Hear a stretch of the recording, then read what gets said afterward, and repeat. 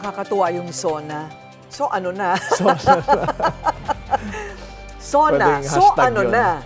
Uy, Oo. isa pa yan ha, kailangan natin pag-usapan. Ano ang napipintong laman ng SONA ni Presidente? may laman pala.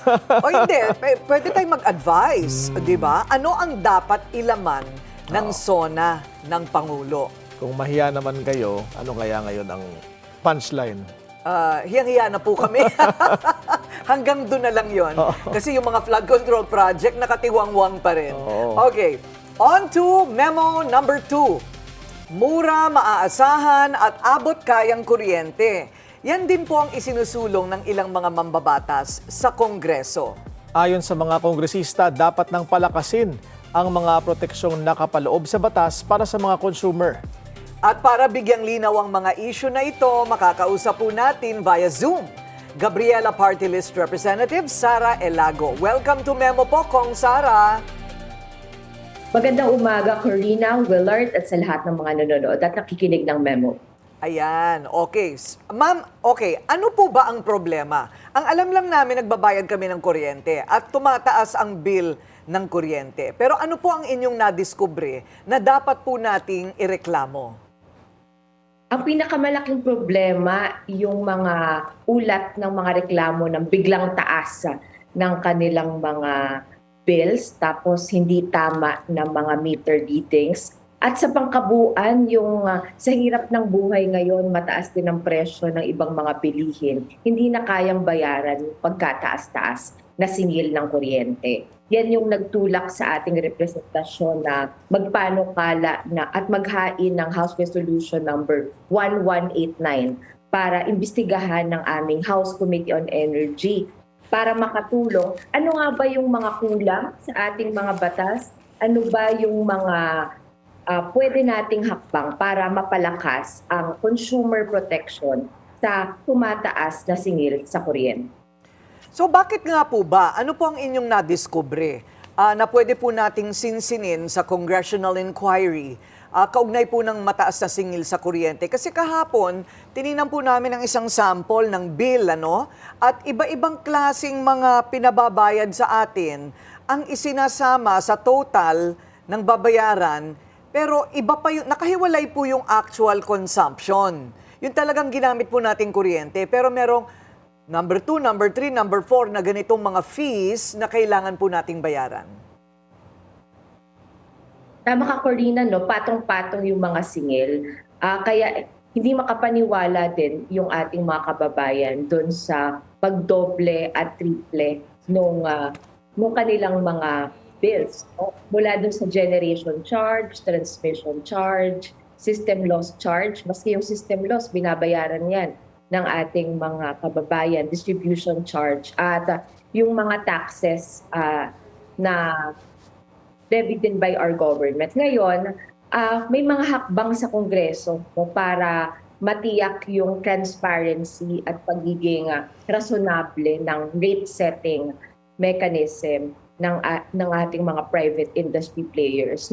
Ngunit yan yung isang bagay na laging nabibinbin o talagang walang ngipin pagdating sa pagtitiyak na nauuna talaga yung interes ng publiko para sa murang kuryente. Imbis na yung limpak-limpak na kita ng mga malalaking industry players. Meron din tayong mga nakabinbin simula pa last year at matagal na itong panawagan ng ating mga kababayan na tanggalin yung value-added tax dun sa system loss charge. Yung system loss kasi yan yung nagko-cover dun sa nawawalang kuryente, dun sa mismong transmission at distribution of power. Ibig sabihin, hindi po yan ginagamit ng ating mga kababayan, hindi po yan nakukonsumo. Yan yung nawawala sa sistema. Pero binabayaran pa rin yan. Nasa 5% ng total bill ng mga consumers. Gusto natin makita kung paano yan matatanggal o at least yung value-added tax na binabayaran dyan sa system loss charge matanggal. Ngayon nga kami ay hindi lang nangangarap pero nananawagan talaga through House Bill number 4774. Bakit hindi natin tanggalin yung 12% VAT sa kuryente? Sa panahon ngayon, yan yung isa sa pinakamalaking relief na pwede natin maitulong sa ating mga kababayan. Ayun. Dito po, may hawak po ako dito na na bill para malinaw po, tsaka simple. Itong bill po na ito is June of 2026. Kung makikita po natin, 6,000, no? 6,000 yung nakasulat dito. I don't know if you can see it. Pero 6,000, dati po itong 2,000 lang. Biglang naging 6,000. Pero yung actual charges ay ito lamang, Willard. Oh. Pero lahat ito, magtataka ka, bakit natin binabayaran ito? Oo. Hindi ba? Meron tayong senior tax. Ano ba itong senior tax? Systems loss. Ma'am, ano po ba yung systems loss? Do you know what systems loss is? Yes, yan yung nagko-cover sa cost ng kuryente na nawawala during dun sa transmission at distribution mismo ng power. Ibig sabihin, hindi yan kinukonsumo ng ating mga kababayan, no? Pero binabayaran pa rin. O di ba? Hindi ko maintindihan. Yes. Hindi siya nabigay, hindi nabigay yung kuryente, pero binabayaran pa rin natin? Yes. Exactly, 'di ba? Kaya dapat talaga tanggalin na 'yan at hindi i-pass on sa consumers yung system loss, no? Kasi yan yung dahilan kung bakit ang Pilipinas ang pangalawa sa may pinakamataas na singil sa kuryente sa ASEAN at pang-apat sa buong Asia. Dahil marami dun sa ating mga kapitbahay dito sa ASEAN, subsidize yung kanilang cost ng electricity. Hindi katulad dito sa atin, maski yung system loss, yung mga consumers pa mismo yung nagbabayad. Ayun. Kasi po, meron pang lifeline. Ano ba yung lifeline? Hindi ko maintindihan. Lifeline. Ano pa nababasa mo dyan? Ayun, di ba? Tapos Lifeline, and then merong GEA All Renewable, Fit All Renewable. Oy, 42 pesos din yun, ha? Ano po Yes. yung universal charges? Bakit po may universal charges? Yan yung mga government-mandated discount para sa mga marginalized nating mga consumers. Yung mga pinakamahirap nating mga kababayan. Pero yun nga, no, again, babalik tayo dun sa transparency at pagiging rasonable ng rate setting dito sa ating bansa. At clearly, yung hindi na mabilang na mga reklamo ng ating mga kababayan pagdating sa mataas na singil ng kuryente, yung nagsasabi sa atin na hindi na gumagana at hindi na makatarungan, no, itong patong-patong na singil sa ating mga consumers. Yan naman yung dahilan kung bakit sana maging priority. Nabanggit nyo kanina yung SONA, magsusona na. Pero pang ilang taon na to na ang number one concern ng ating mga kababayan ay yung mataas na presyo ng pagkain, utilities, dito sa ating bansa. So, kaya yan yung dapat na isa sa panawagan natin. Tanggalin na sana yung VAT. Kasi bukod dun sa mismong mahal na singil, may dagdag pa yan na value-added tax na 12%. So just imagine kung gaano ka bigat yan no, sa ating mga kababayan, lalong-lalo na hindi naman mataas ang minimum wage dito sa Pilipinas. So maraming nababaon sa utang dahil napakatiik. Sabi nga po nila, pero dito po marami po nasa listahan yan, ano, na kung ano-ano. Pero yung actual generation bill, yung kuryente po talaga, tumaas din po, ano? Parang tumaas din po. Kaya nga ang sabi nga, pag lumalabas ako ng bansa, isa sa pinakamataas na singil ng kuryente sa Pilipinas. Bakit po ganun? Sa mga kapitbahay natin like Indonesia, Malaysia, and Thailand, subsidized yung kanilang cost ng electricity. Hindi yan lahat ay pinapasan no, ng mga consumers, ng mga individual households sa residential man o maging sa mga businesses. No, kaya yan yung isa sa mga pwede natin matignan ng mga pamamaraan para mapababa ang singil sa kuryente. Tanggalin yung mga taxes at yung tulad ng system loss na hindi naman dapat pinapasan ng mga consumers. Yung panukala nyo po kung sana natanggalan ng VAT ay yung total amount due ho ba o yung sa system loss lamang? Meron kaming dalawa, oo. Yung isa, yung sa pangkabuuan at meron din yung piecemeal muna sa system loss. So kung sinasabi nila hindi pa kaya sa ngayon, yung kabuuan, natanggalin yung 12% sa kabuuang singil sa kuryente, pwede magsimula muna dun sa system loss. Kung Sara, pinalawig ho ng ERC ang no disconnection policy nila from August to October. Tingin niyo ho ba ay sapat na itong remedyo para maibsan ang bigat para sa mga consumer?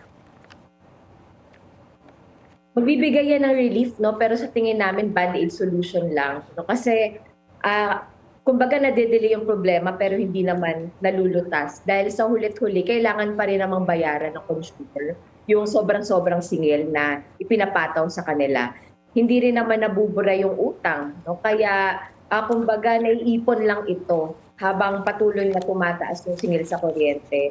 Marami ng pamilya ngayon yung hirap talaga pagkasyahin yung kanilang kita sa pagkain, para sa upa sa bahay, at iba pang mga basic needs. No? Kaya hindi makatarungan na i-extend lang. Sa tingin namin, panahon na talaga para pag-aralan, no, kung paano talaga substantial na mapapababa ang singil sa kuryente.